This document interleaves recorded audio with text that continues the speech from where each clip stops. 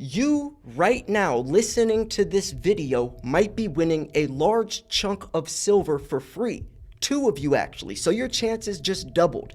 All you have to do is click one button.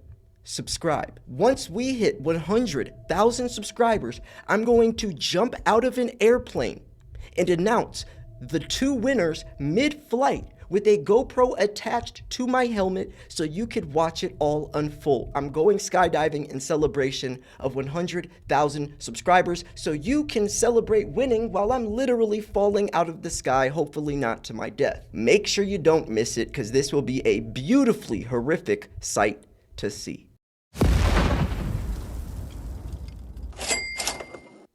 This week's specials from Miles Franklin are 90% silver dimes and quarters, only $2.75 over spot, backdated silver maples for $3.25 over spot, and pre-33 $10 gold liberties for $34 over spot. We have a massive inventory along with cheap prices. You can text, email, or call slayer@milesfranklin.com, and I'd be happy to help. Now let's get into the video. First things first, folks, if you have not entered my silver giveaway, you will miss out. Go enter, link is in the description or the pinned comment, because the new date that I will be jumping out of an airplane announcing the two winners is May 2nd. We had to reschedule when it was supposed to be April 23rd due to weather, but it's supposed to be sunny skies on May 2nd, so you only have a few days left to enter. May the luckiest two stackers win. We are about to break down this interview with Kitco News. Now, the entire interview is interesting. They talk about several different factors with silver. The title is What the Severity of Silver Shortages Mean for Prices, but they go over topics like fluctuations in the silver market, drivers behind silver's movements, industrial demand and its impact on silver, silver's market dynamics compared to gold, influence of monetary policies on silver, speculative interest and their effects on silver's price, future projection for silver prices. So there's a lot. The part I want to highlight is industrial demand and its impact on silver. This is interesting, and I like getting different people's takes and opinions on topics that I'm so vested in, and I'm sure you are as well. So let's hear what they have to say. I'm going to shut up now. Make sure you like this video, and I will link this interview in the description if you want to watch it to its entirety. So let's see what this guy, Bart Mellick, has to say about industrial demand and its impact on silver. Economists or strategists like me, formally trained in how price mechanisms work, will say, well, then you're going to be in an auction price environment where the silver price is no longer on the margin set by what the marginal cost of production and developing facilities are or recycling it. It's going to be set based on your so-called marginal revenue product, or the revenue derived from that incremental ounce of silver to produce, let's say, $100,000 vehicle. Increasingly, as time moves on, we're going to have upwards of 2 ounces of silver in these EV battery-driven vehicles. They have a lot more electronics, a lot more smart devices in them, and all of them, to some degree, use silver. And the loading is going to be much greater. Well, and then you're going to get into an environment where the people who can make the most money out of using an incremental ounce or 2 ounces of silver are going to bid it up. You're not going to stop producing $100,000, $200,000 vehicle, or even a $50,000 vehicle for a matter of $80, let's say, worth of silver. You'll bid it up, and you will need to incentivize inventory holders, maybe bullion holders and others who might have invested in that metal, to give it up, or somebody with a less productive use to give it up. Well, we don't really know where that price will be. It will depend on the severity of the shortage and what your opportunity cost in giving up that unit of silver is, in terms of what you lose in profitability. And, and that's quite undetermined, and for the most part, quite interesting. So you can have spikes much above the marginal cost of production on the mining side. And that's quite key. On the supply side, well, you know what? vast majority of silver is from zinc, lead production, copper production, and gold production. Right. And we're not seeing an awful lot of investment on that side. So almost by definition, if you're building less zinc mines, or the increase is low, you're not going to get a lot of new silver either. Yeah. Primary silver, maybe there's a different case to be made for it, but we're not seeing huge amounts of investments. When we project forward the amount of silver you will need to get, let's say, to Paris Accord targets, to the CAFE standards in the United States, in the next 8 years, it's going to be well over 50, miles to the gallon. You're going to have to produce a significant portion of your fleet, 60%, if not more, in pure EVs to achieve those goals. Well, that's going to mean silver. We're going to be banking under the IRA, the Inflation Reduction Act. We've got, $340 billion allocated for the greening of the U.S. economy. Of course, Canada, other European countries are doing the same thing. Right. Well, that means solar panels to some extent. It means new grids. Well, you know what? Silver is used for all that. The new technology for silver uses a lot more loadings than the old technology. So if we're ramping up the generation of power, and we want to make it green, silver is going to play a role. Right. The exact timing is going to be, it's always difficult, with government policy in particular. There's cyclicality, interest rates, but I'm pretty sure 5 years down the road, silver will probably be higher than it is now. And, you often hear people talk about there's going to be a persistent deficit of silver. Yeah. Well, you know what? It can't happen. It's a physical commodity. At least in my reality, you can't use silver that doesn't exist to put in electronic components or solar panels. Talk to me about this, Bart.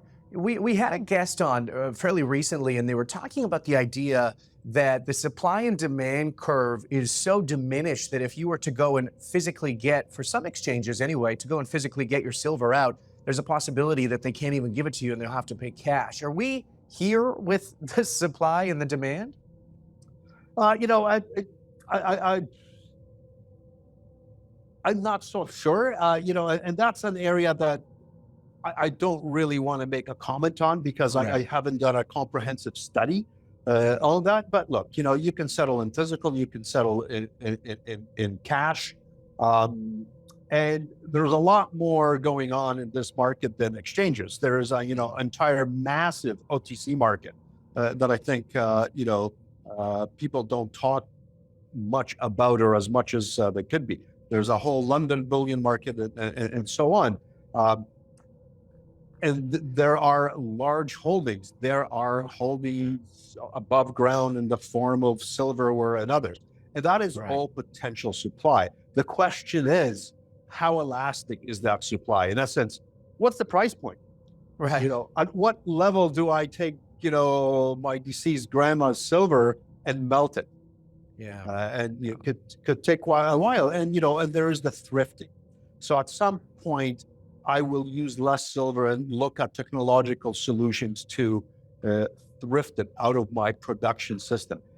It doesn't, happen overnight, but it does happen over a period. And we know technology moves on and there are responses to higher prices.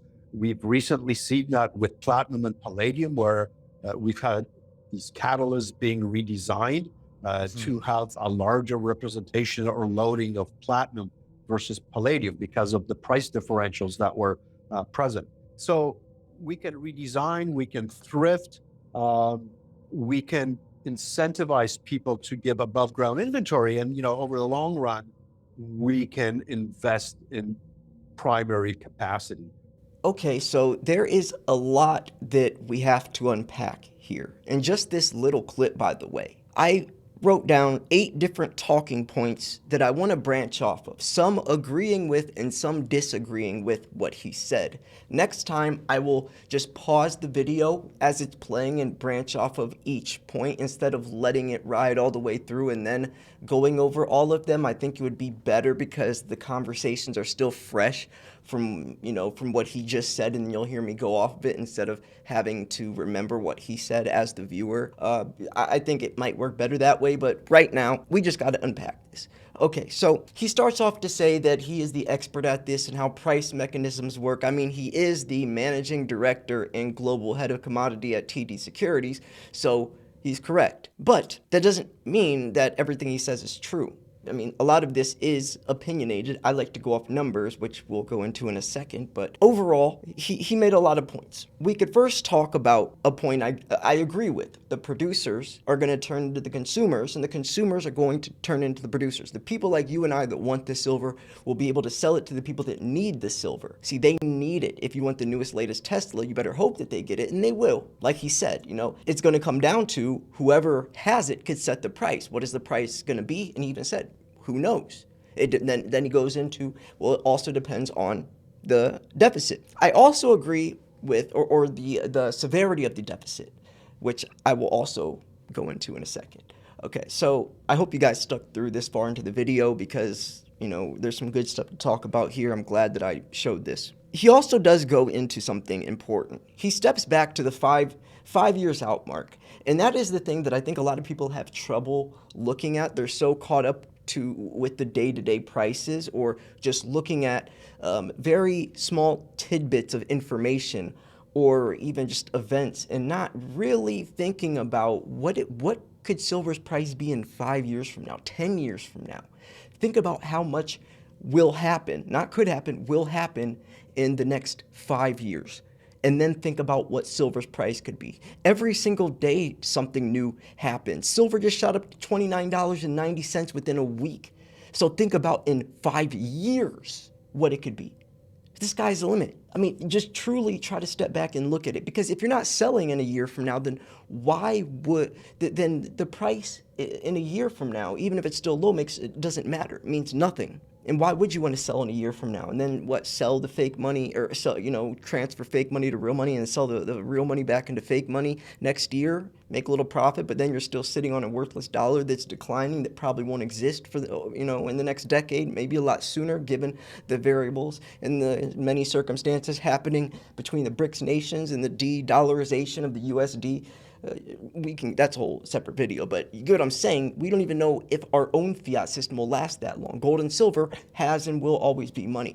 Stepping back to the bigger picture is what you have to do, and I'm glad he did that. And he goes into something else I agree with. The beginning half was good. He goes into the new digital age, right? The digital age we are advancing in is we're going to require more and more silver. A lot of people don't think of that as well. They look at these numbers, annual data, and say, oh, silver production isn't doing much this year, even though it is, which he said, another article, sorry, he didn't say this, another article I was reading earlier today mentioned how production numbers are stalling and what this could do. Numbers aren't stalling. There was a 190 million ounce deficit, and we're talking about another one of the highest levels ever, 1.19 or 1.2 billion ounces. Some are predicting 1.4 billion next year with a deficit that is literally breaking records the past couple of years. Just to say it's stalling, no, that's just not understanding or misleading or just being, brain dead. The whole point is, I'm glad he brought up that new technology is going to require new silver, and even with the current inventions, as we modify these inventions, it requires even more silver. With the new EVs and BEVs, they're advancing them, making them better, but these advancements require even more silver in each EV. Plus AI chips nowadays, and then you have 5G towers, solar panels, silver lithium-ion batteries. This new digital era, think of a sci-fi movie, think of like a sci-fi movie in the future. Everything's digital. It's all cyborg digital stuff. That's all silver. And they mentioned that. And I'm glad that he mentions what I was just also going off of is the dollar, right? It is determined on the dollar. What's the dollar going to do in a year from now? It also depends on who wins the election, but it also depends on what's happening this Friday, the meeting, the numbers, right? So it's from the short term, medium, and long term perspective, you have to step back and say, okay, well, silver might do this for the short term. There's a lot of different things that are up in the air. No one has a crystal ball to see what's going to happen on Friday or what those numbers are going to look like, what's going to affect the price.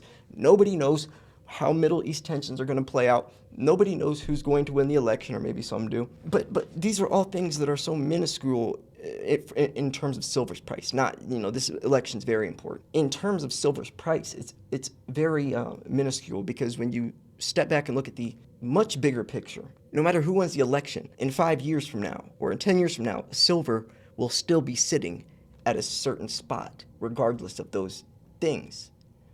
And the spot is all pointing towards much higher, given so many different variables. I mean, the dollar's going to crap.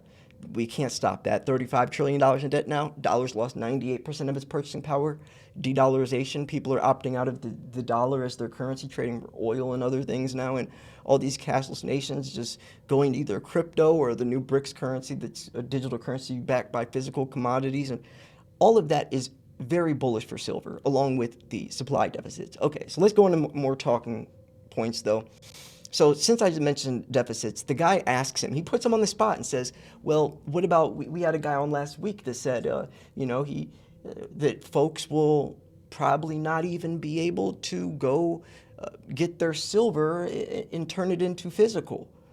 If everyone tried to do that, it would expose the corruption, COMEX corruption, price suppression, right? Where all these contracts, they're supposed to be an equal 1-to-1 ratio, but there's not, and that's how they can suppress the price. They think that those contracts, there's a physical amount of silver in an equal ratio for each paper contract, but there's not. And if everyone tried to turn those contracts in, it would expose the facade. And that's what the Hunt brothers did in 1980, which pushed the price of silver up to the highest price we've ever seen still till this day. And that speaks for itself. But the guy says he doesn't want to go into the conspiracy, which I get it. He's the global head of commodity strategists at TD Securities. Of course, he's not gonna, he can't be talking about conspiracies and such. Not saying he's in on them. I'm just saying it's a smart business move, and as a public speaking figure, I can, because I'm just a stupid YouTuber who doesn't know anything. But it's interesting that all of these people, when they go into corruption or anything that is controversial, even if it's blatantly obvious, like COMEX corruption, it's just funny how they kind of like skim by it. But I get it. If I was in this position, maybe I would too. Maybe I wouldn't. I don't know. I'm not him. But that's just, I just thought that was kind of interesting. And he doesn't know the numbers, but it's not hard to just look at the numbers. But even so, this is even crazier. He goes into how there's so much silver in the LBMA vaults and how there's plenty. No, LBMA vaults and COMEX vaults are down dramatically. I mean, I'm talking about, if I should pull up a chart showing LBMA vaults and COMEX vaults. Here, let's do this.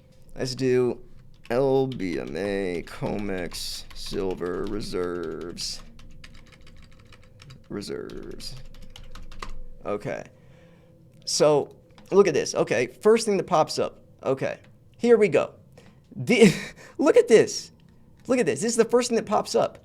So here's the deal. Recently, there have been a record number of withdrawals of physical silver from major trading platforms such as LBMA and COMEX. You heard in that video, he says that there is plenty of silver. But look at this. Official data shows that at the end of October 2022, LBMA held a total of 26,502 tons of silver, about 883 million silver bars in its vault. That's the lowest amount since July 2016. And the chart below shows the quantity of silver held in the LBMA vaults has been dropping over the past year. Look at this. So look at this. So, and it's only getting worse. It's only getting worse, and it's going to continue to get worse. So to sit here and just comfortably say that, oh, there's plenty of silver, these people know what they're talking about, LBMA is the biggest. No. And then right here, this explains it, right? Mike Durenzio, and I quote, after several years of recording a surplus, we saw the silver market transition to a deficit in 2021. This year, the market is forecast to see a much larger deficit. Importantly, we expect the silver market to remain in a deficit for the foreseeable future. Quote, this is from Nikki Shields, silver market's currently in a mild fundamental deficit, about 50 million ounces this year. It was actually 190 million ounces, by the way. The deficit is expected to grow over the next 5 years to about 100 million ounces as supply remains rather flat and demand continues to grow.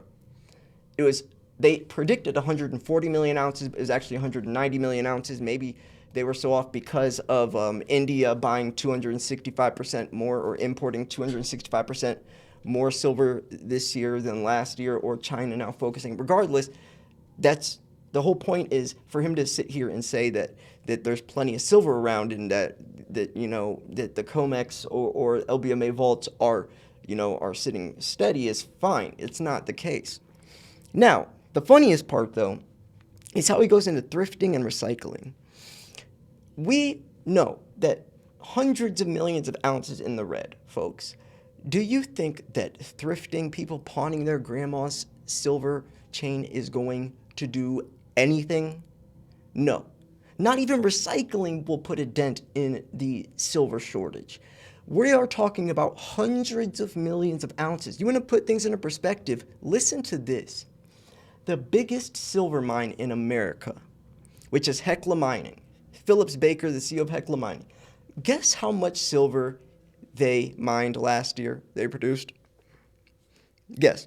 If we have demand of 1.2 billion ounces, how much is the biggest silver mine in America producing? You'd probably guess, what, like 50 million ounces maybe? What? Because, demand's 1.2 billion ounces, so what, maybe 100 million ounces? 50 million ounces to 1.2 billion ounce demand, that's still pretty low, right? Maybe around there, maybe 50. No, 16 million ounces. And that was a very good year for them. Keith Neumeyer, the CEO of First Majestic Silver, I think he said around 10 million ounces, maybe a little higher. I know it's around 10 million ounces. That's like the average between 10 to 15 million ounces for the biggest silver miners. And that's a silver miner, folks. So what do you think recycling is going to do, or thrifting? That's not going to do jack crap. It's not, especially as the years go on, there's more, the gap's getting bigger. So even if we just found a huge surplus of silver and demand dropped all of a sudden and we caught back up 200 million ounces in the green, by next year it would fall again. So we're having to play catch up, but each year the record gets broken. We're pushing ourselves deeper into the hole, pun intended. And what, mining innovation? What are we going to do? There's only so much silver in the Earth's crust, which another point he brought up is that, if you don't have silver, you can't make the vehicles. Exactly. And I don't know if he was pushing that point as to how there's more potential for silver, or how, I forget. That was like a weird, I guess, back and forth when they were talking about that part. But I hope he was meaning that has opportunity, because what's the most fundamental basic thing when you're learning to invest? Low supply, high demand does what? It pushes the price up. Low supply, high demand pushes the price up. High supply, low demand pushes the price down, like what's happening to our dollar. So anyways, so I'm going to wrap this up here. It was a great interview. I wish I could show the whole thing. Next time I'll pause after each point. Maybe that would be better for you guys, so you guys don't have to listen to the whole thing through and then kind of remember points he went off. Maybe it'll be better if I just paused it right after he said something and go in.